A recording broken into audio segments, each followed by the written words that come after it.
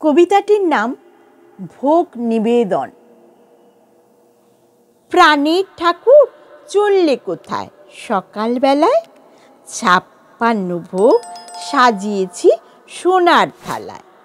ভক্তগণে দাঁড়িয়ে আছে ওই সার সার, মহোৎসবে মহাপ্রসাদ পাবে তোমার।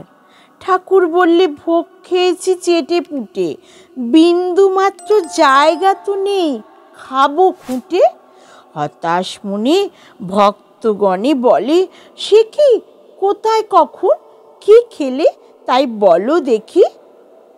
দুঃখী সে এক অনেক কষ্টে জোগাড় করে দিয়েছিল নকুল দানা বাটি ভরে, তাই খেয়ে পেট ভরে গেছে, আর খাবো না।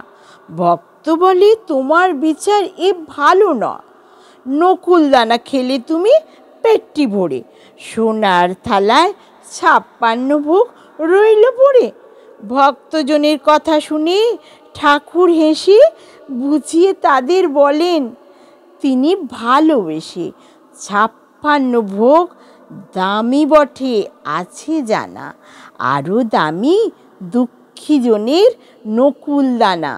ভক্তি রসে নকুল দানা ডুবু ডুবু, তেমন রসালো 56 ভোগ হয় কি কবু। এইরকমই ভিডিও পেতে দীপ্ত মোটিভেশনে ওয়াচ করুন, সাবস্ক্রাইব করুন, প্লিজ সবাইকে শেয়ার করতে ভুলবেন না।